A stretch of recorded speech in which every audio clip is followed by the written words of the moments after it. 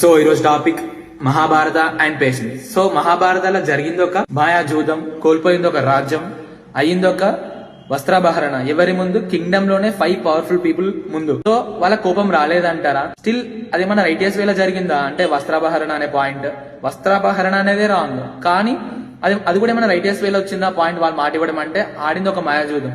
So ఇవన్నీ తెలిసి వాళ్ళ కోపం రాలేదంటారా? భీముని గురించి చూస్తే దుర్యోధనుని అండ్ దుశ్శాసనుని పేపర్ జింపినట్టు జింపేస్తాడు, అంత ఎనర్జీ ఉంటది. అండ్ అర్జునుని ఎఫర్ట్స్, డిసిప్లిన్ అండ్ డిటర్మినేషన్ గురించి మాట్లాడాల్సిన అవసరమే లేదు. నకుల సహదేవ ధర్మరాజుల గురించి కూడా ఎట్ ద సేమ్ టైం వాళ్ళకు శ్రీకృష్ణుని సపోర్ట్ కూడా ఉంది.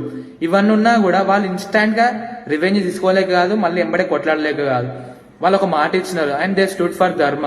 సో ఏమని 12 years అరణ్యవాస అండ్ 1 year అజ్ఞాతవాసం. మనకు తెలిసింది ఏంటిది? 12 + 1 years అరణ్య అజ్ఞాతవాసం వెళ్ళిరు అని చెప్పేసి.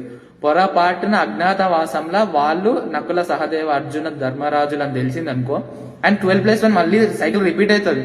వాళ్ళు టాక్టికల్ గా ఉన్నారు కాబట్టి 12 + 1 years అయింది, లేకపోతే 12 + 1 ఇట్లా సైకిల్ రొటేట్ అయితేనే ఉండే. ఈ అరణ్యవాసంలో అయిన అజ్ఞాతవాసంలో వాళ్ళు ఏమైనా రాజభోగాలు అనుభవించరా అంటే హిడింబ అనే కాన్సెప్ట్ తెలుసు మనకి. ప్రతి పాయింట్ ఇప్పుడు ఏంటిది, ఒక లక్క ఇల్లు ఉంటది, అది కాలుస్తారు. అండ్ ఇంకా వాళ్ళు పోయి ఒక సర్వెంట్స్ లాగా పనిచేస్తారు ప్రతి ఒక్కళ్ళకి. అర్జునుడు లిటరల్లీ ఒక నాట్యం నేర్పించే అంటే క్యారెక్టర్ చేస్తాడు అనమాట.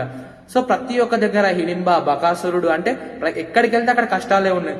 కష్టాలన్నీ పక్క పెడితే కొద్దిసేపు లెట్స్ నేను ఒక రోజు ఒకటి కించపరుస్తేనే నీకు అంటే లైక్ నువ్వు తీసుకోలేవు, తట్టుకోలేవు అనమాట. ఎట్లా రివెంజ్ తీసుకోవాలని చెప్పేసి మనకు ఉంటది. అండ్ వాళ్ళ భార్యని అంటే నువ్వు ఒక హస్బెండ్ వి నీ భార్యను ప్రొడక్ట్ చేయకపోతే ఇంకా నువ్వు ఉండేలా క్వశ్చన్ నీకు వస్తుంది ఆబ్వియస్లీ.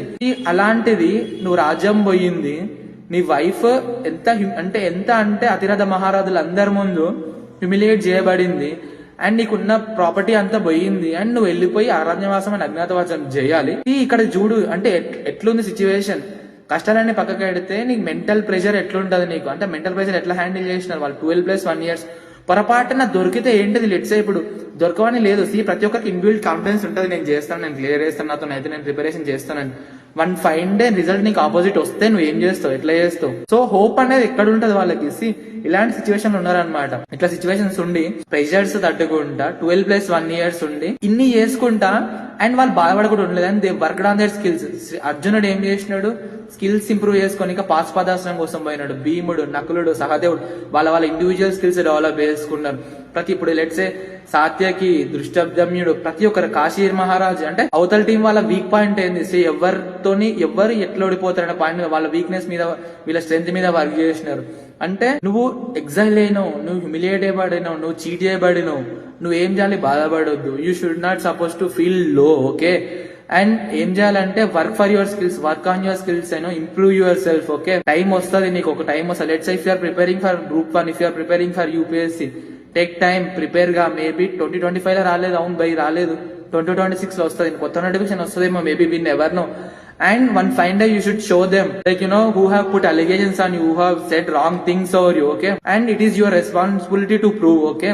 And ఇక్కడ కూడా అదే జరిగింది. 12 + 1 years ఏం చేసినారు, కామ్గా కూర్చోలేదు. They worked on their skills and patience is much more important thing. And అప్పుడే ఇన్స్టెంట్ గా లెట్స్ సే నీకు కోపం వచ్చి ఇన్స్టెంట్ గా నువ్వు ద్రౌపది మీద వస్త్రాభరణం చదువు అట్లా అవుతుంది అని చెప్పి నువ్వు రెస్పాండ్ అయినావు అనుకో, ఎట్లా అంటే ఒక ఏమంటారు సెల్ అంటే ఎమోషన్స్ కంట్రోల్ అయిన ఒక పర్సన్ లాగా పోర్ట్రే అవుతావు అండ్ అధర్మ kind of thing law portray అవుతావు. అదే నువ్వు 12 + 1 years వెయిట్ చేసి అండ్ నువ్వు యుద్ధం చేసినావు అనుకో, నీకు డివైన్ థింగ్ కూడా హెల్ప్ చేస్తుంది. ఎట్లా హెల్ప్ చేస్తుంది అంటే ఇప్పుడు దుర్యోధనుడు హెల్ప్ అడగనికి పోయింది శ్రీకృష్ణుడిని కురుక్షేత్రంలో, ప్లీజ్ బీ మై సైడ్ అని చెప్పేసి. శ్రీకృష్ణుడు దేవుడు, ఇంకా దైవాద సంపూతుడు కాదు, దేవుడు. And he know that he is waiting, Dharmaraju వస్తాడు అని తెలుసు, దుర్యోధనుడు వెయిట్ చేస్తున్నా అని తెలుసు. And first come first serve అనే కాన్సెప్ట్ కృష్ణుడికి తెలియదంటావా? కానీ అధర్మం వచ్చి నిలబడ్డది. అధర్మం is waiting for your help. So పడుకున్నాడు. సో ఎవరు వచ్చినారు, ధర్మరాజు వచ్చినాడు. I don't remember Dharmaraju or Arjuna. వెళ్ళి ట్యాబ్ చేసి లేస్తారు, చెప్పు ఏం కావాలి, ఇన్స్టెంట్ అడతారు, సపోర్ట్ మీ అంటే ఓకే ఐఎమ్ సపోర్టింగ్. మళ్ళీ వచ్చి పక్కనే ఉన్నాను కదా, నేను ఫస్ట్ వచ్చినా అంటే రెస్పాండ్ కాడు, ఎందుకంటే నన్ను లేపిండు, నేను రెస్పాండ్ అయినాను అంతే. Crystal clear. When you are righteous enough, everything will support you. Even the nature and the divine thing will support you.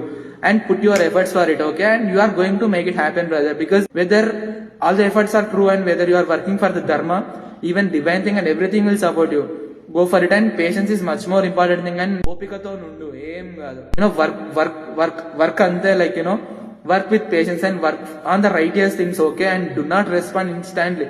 One fine day exam date వస్తుంది, వన్ ఫైన్ డే నువ్వు మాట్లాడాల్సిన time వస్తుంది. ఆ రోజు మాట్లాడదాం, neat గా మాట్లాడదాం, కూర్చొని కూర్చోబెట్టి మాట్లాడదాం.